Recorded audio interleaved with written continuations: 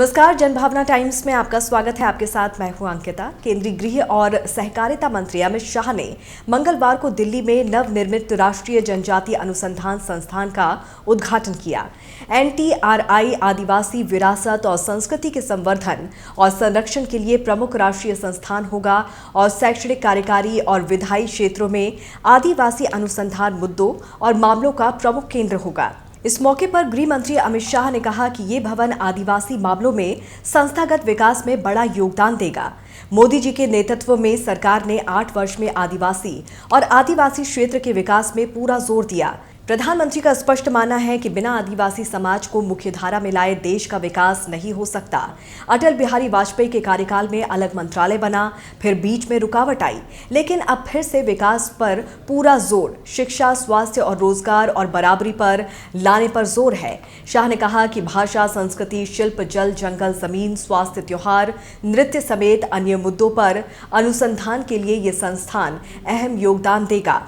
कार्यक्रम के दौरान जनजातीय कार्य मंत्री अर्जुन मुंडा ने कहा कि NTRI का उद्घाटन जनजातीय कार्य मंत्रालय की एक ऐतिहासिक पहल है और आदिवासियों के संस्थागत विकास और उनके कल्याण का एक नया अध्याय शुरू होगा। जनजातीय मामलों के मंत्री अर्जुन मुंडा, कानून और न्याय मंत्री किरण रिजिजू सहित अन्य कैबिनेट और राज्य मंत्री, जनजातीय मामलों की राज्य मंत्री रेणुका सिंह सरूता, जनजातीय मामलों के राज्य मंत्री विश्वेश्वर टुडू, अल्पसंख्यक मामलों के राज्य मंत्री जॉन बारला और ग्रामीण विकास और इस्पात राज्य मंत्री फग्गन सिंह कुलस्ते और अन्य गणमान्य व्यक्ति इस अवसर पर मौजूद रहे। इस मौके पर जनजातीय मामलों के मंत्रालय की उपलब्धियों को प्रदर्शित करने वाली एक एग्जीबिशन भी लगाई गई। आज श्री नरेंद्र मोदी जी की कल्पना के अनुसार राष्ट्रीय जनजातीय अनुसंधान संस्थान आज अस्तित्व में आ रहा है, इसकी शुरुआत की गई। मित्रों, जब भी कोई एक नई शुरुआत होती है, हमें लगता है कि ठीक है भाई, एक और रिसर्च इंस्टीट्यूट बन गया, कोई अनुसंधान संस्थान बन गया। मगर आज कई ऐसे संस्थान देश में है जो 50-60 साल के बाद मुड़कर देखते हैं तो अगर हमें मालूम पड़ता है कि वो न होते तो क्या होता। देश में जब भी विकास आयोजन से हो, इसलिए प्लानिंग कमीशन की स्थापना हुई होगी, शायद इससे भी कम महत्व का वो कार्यक्रम होगा। मगर प्लानिंग कमीशन और बाद में अब नीति आयोग का योगदान देश के विकास में जब देखते हैं, तब मालूम पड़ता है कि अगर प्लानिंग कमीशन न होता तो विकास की गाड़ी हमारी डिरेल हो जाती, अलग रास्ते पे चलती। जनजातीय विषयों पर एक अनुसंधान कार्य के लिए राष्ट्रीय जनजातीय अनुसंधान संस्थान जो बन रहा है, वो इतना ही बड़ा कार्य है। 50 साल के बाद इसके योगदान को अगर कोई देखेगा तो उसको मालूम पड़ेगा कि मोदी जी की कल्पना क्या है। अनेक प्रकार के 2 दर्जन से भी ज्यादा जनजातीय अनुसंधान संस्थान अलग अलग नाम से अलग अलग संस्थाओं के तत्वाधान में काम कर रहे हैं, मगर उसको राष्ट्रीय रूप से जोड़ने वाली कड़ी नदारत थी, राष्ट्रीय रूप से जोड़ने वाली कड़ी नहीं थी। और हमारे जनजातीय समाज में इतनी सारी विविधता है, सांस्कृतिक विविधता है, खान पान की विविधता है, वेशभूषा की विविधता है, कौशल की भी विविधता है। ये विविधताओं को अगर एक कड़ी नहीं जोड़ती है तो समग्र देश के जनजातीय समाज के विकास का स्वप्न अधूरा ही रहता है।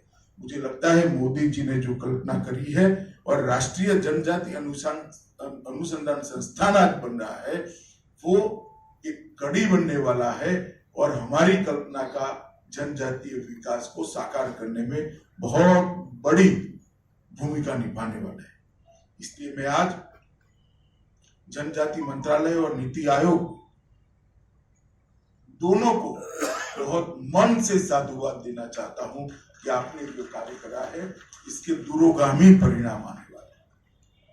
आजादी के अमृत महोत्सव में एक कार्य हो रहा है। अभी ही मोदी जी ने पहली बार आजादी के बाद जनजातीय गौरव दिवस इसकी घोषणा भी की और पहले जनजातीय गौरव दिवस को मनाने का काम भी हमने अभी किया। अनुसूचित जनजाति आदिवासी जो देश भर में रहते हैं उन्हें इससे जुड़कर विकास के दिशा में आगे बढ़ने का और सरकार की जो प्रतिबद्धता है कि सबका साथ, सबका विकास और सबका विश्वास और हम सबका प्रयास,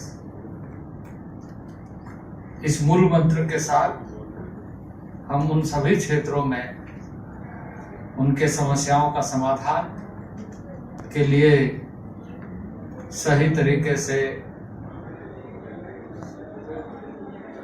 इस बात को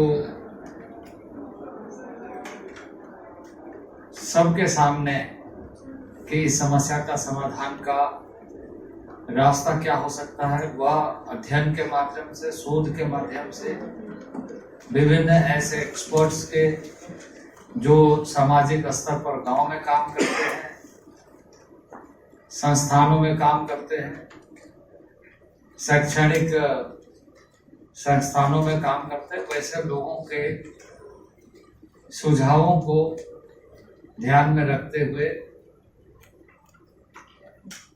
नीतियों के साथ हम यह सुनिश्चित कर सकेंगे जिससे कि उसके विकास को निरंतरता मिले, उनके सांस्कृतिक विरासत को संरक्षण संवर्धन मिले और उन परंपराओं के साथ जीने की जो